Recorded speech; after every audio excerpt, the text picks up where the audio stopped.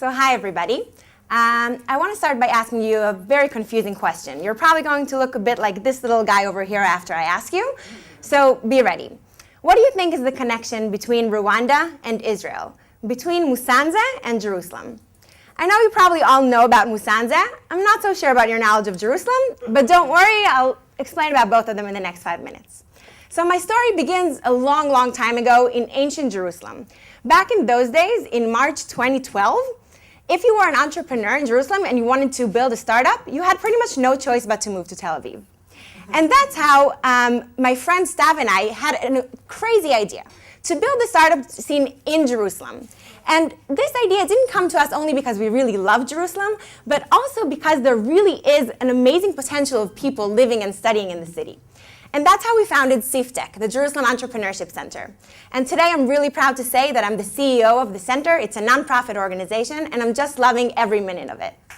And thank you. Thank you.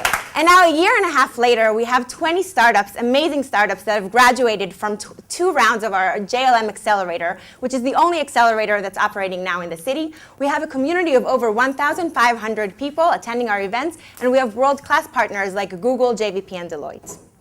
Now I want to take you to another part of the world, to Musanze, Rwanda.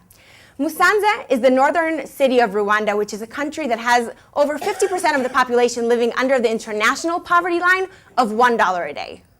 And now a lot of NGOs come to Rwanda and try to alleviate poverty, but a lot of their projects fail exactly like this abandoned building because they just don't involve the community enough. They don't empower the community to really take ownership over their own development.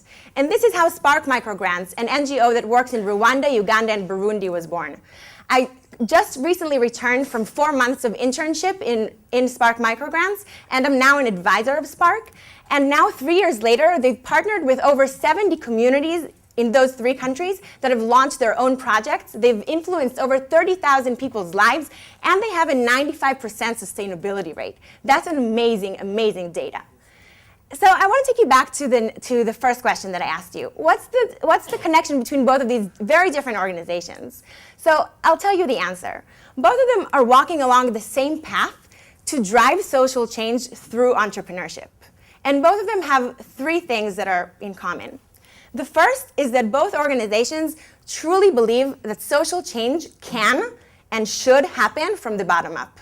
Both of these organizations are grassroots organizations, and in the beginning, when we just started, we told people about our ideas. They looked pretty much like this. They were saying, listen, this is a stupid idea. It's just not going to work. You're going to fail. But let me tell you, we made it, and we made it big time. The second thing that's very similar between both of these organizations is that both Spark and Ziv create that crack that enables other people to grow through. Both of these organizations don't tell people what to do, but they empower them to make their own choices. Spark, for example, doesn't tell the communities what problem to solve and how. They don't tell them which path to choose. And the same in Ziv. We give our startups all the amazing opportunities to really build their startups in the best possible way. And the third thing that both of these organizations share is a mutual belief that it's just always better when we're together.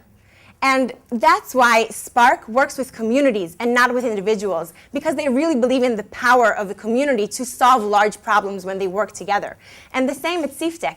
We work very, very hard on really developing the entrepreneurship community in Jerusalem. And in the JLM Accelerator, we put a lot of emphasis on brainstorming ideas and sharing ideas and helping each other out.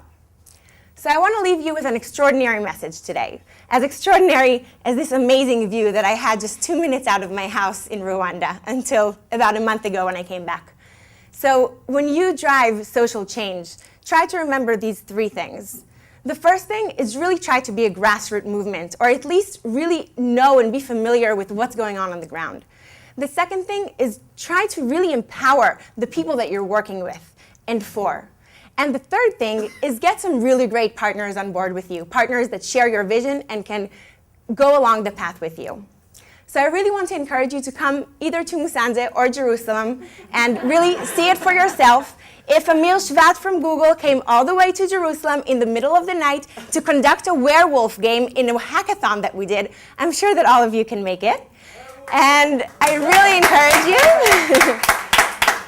I encourage you to get in touch with me. I'd be really happy to hear from all of you, and I wish you a very happy new year, and thank you very much.